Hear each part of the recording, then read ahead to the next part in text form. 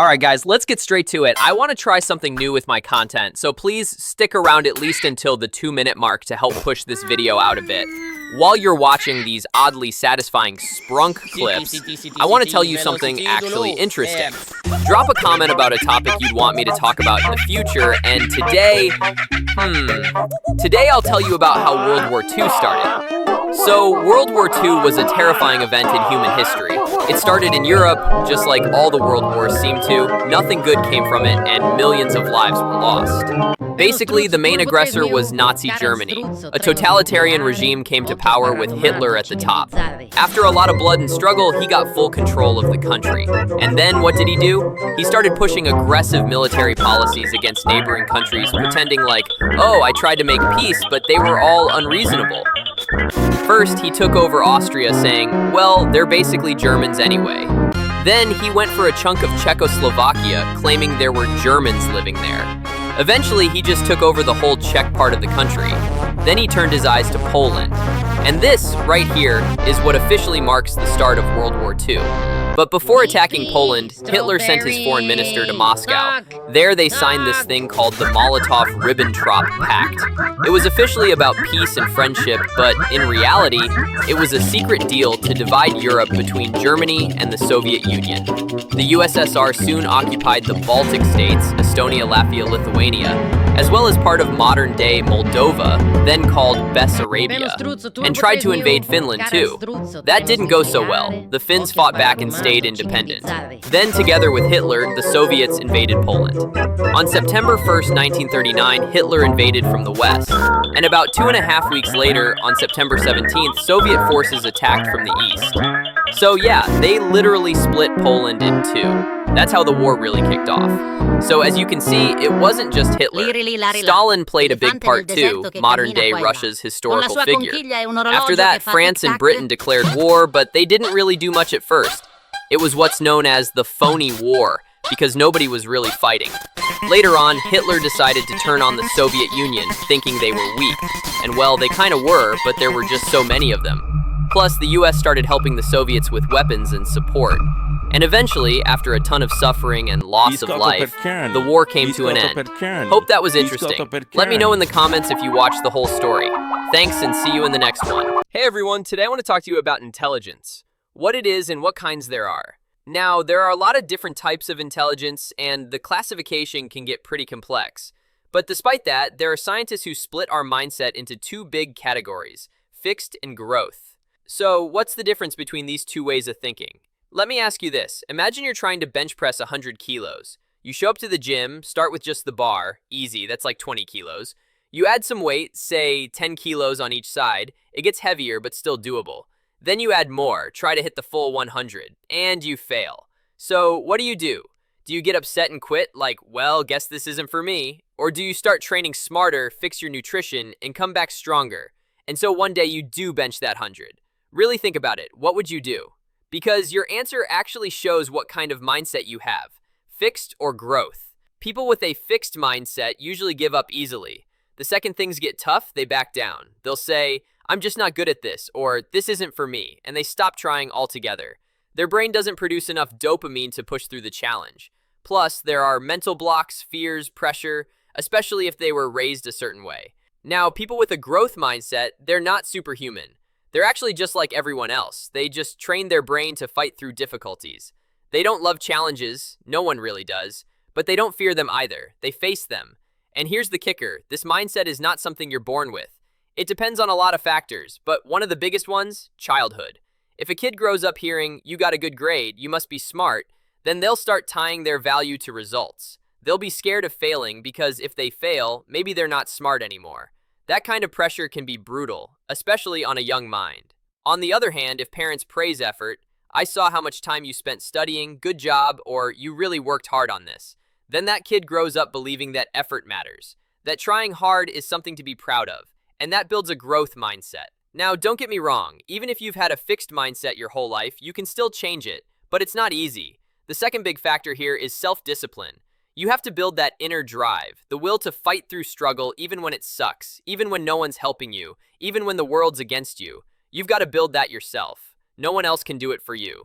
And if you do that, if you manage to make that shift, you're a beast. You've done something most people never manage. So yeah, this was a short intro to the whole concept of growth versus fixed mindset. If you want to learn more, check out the link in the description. I've got a video there about the professor who first came up with this theory. Also, subscribe to my second science channel. I go into even more detail over there. Thanks for watching. Leave a like, drop a comment, subscribe. You know the drill. See you in the next one. All right, here we go again. So yeah, it's me again. Today I want to tell you about Sparta, the Spartan Wars, how Sparta was run, and what was actually going on there. So real quick, back in ancient Greece, there was a city-state called Sparta. It was like its own little country. There's still a town called Sparta today, but it's small and pretty much nothing is left from the old days. Now, about Sparta itself. It was mostly run by men, and it actually had 2 kings. Yeah, 2. One handled domestic stuff, the other took care of war and outside affairs. So when one king went to battle, the other stayed home and ran the country. And here's the deal. In Sparta, baby boys were inspected right after birth. If they were strong and healthy, they lived. If not, well, YouTube, don't ban me. It's just history. They were, thrown away. Though honestly, that part is probably just a myth. Archaeologists haven't found proof of it, so for now, let's say it's just a legend. Anyway, Sparta had social classes, a bunch of slaves and a small elite class of Spartans, the actual warriors. And yeah, there were women too, of course. Sometimes Spartans would even attack their own slaves, just to keep them scared and stop them from rebelling, since there were way more slaves than Spartans. The thing is, Spartan warriors were trained like crazy, super tough, super disciplined, like military beasts. Not many could handle the training, so real Spartans were rare. But every single one was worth his weight in gold. Seriously, around the time of that famous war, there were maybe 320 of them total. That's it. So yeah, hardcore discipline. The whole country was built around the military, always ready for a fight. Now let's talk about the war with Persia, that famous one. Basically, Persia wanted to conquer Sparta. They sent a messenger to make demands, but King Leonidas, that's the real guy's name, wasn't having it. He literally kicked the dude off a cliff and shouted, "This is Sparta."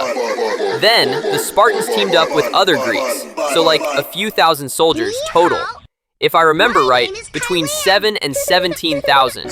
They faced off against a Persian army of around 80,000. They picked a narrow mountain pass to make a stand. Smart move.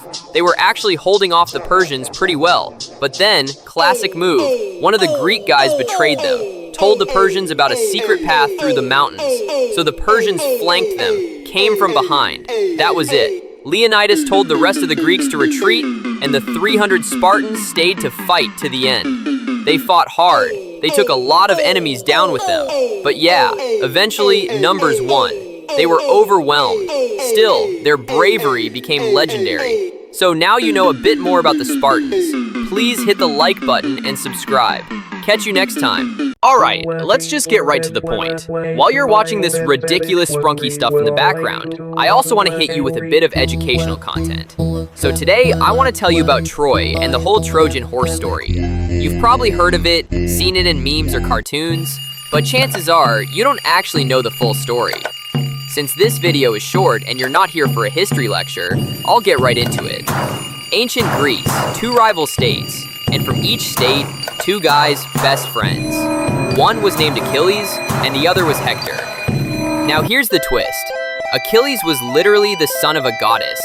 His mom, when he was just a baby, dipped him into a magical lake that made him completely invincible. Except for one weak spot, his heel, the part she held him by. Hector, on the other hand, was just a powerful, strong warrior. Not magical, just badass. They trained together, fought, raced, bros for life. But then things went south. A prince from one of the cities kidnapped the queen of the other, Helen, the most beautiful woman in the world. And boom, that's how the war for Troy began. Now Troy had these massive walls that were basically impossible to breach. No drones, no airstrikes, just swords and yelling. So the attackers tried everything. Sieges, direct assaults, you name it. Nothing worked. People kept dying, and they weren't making progress. And then a crazy plan. The Greeks built this massive wooden horse. Now, a lot of people think it had like 150 soldiers inside. Nope, it only had 2 guys hidden inside. Just 2. That was the genius of it. So they roll up to Troy with this big wooden horse and say, "Hey, you guys are so awesome, so unbeatable. Here's a gift to show our respect. We surrender." The Trojans are like, "Wow, that's dope. Look at this horse." And they bring it into their city, throw a party, drink like crazy. Never drink too much, by the way. And when they were all passed out drunk, boom, those 2 soldiers climb out of the horse, open the city gates from the inside, and the Greek army storms in. It was a trap. Troy fell. People died. The city burned. Achilles was killed. Hector took Achilles' armor to scare the enemy by pretending he was Achilles, but it didn't work. It was a complete disaster. That's how Troy was destroyed. And now you know why Trojan horse means a sneaky trap disguised as a gift. That's also where phrases like playing the long game or making a knight's move come from. Doing something clever and unexpected. If you made it to the end, please leave a comment. I'm really trying to grow my content, and every bit of support means a lot. Thanks for watching. I hope you're doing well, take care, and see you next time.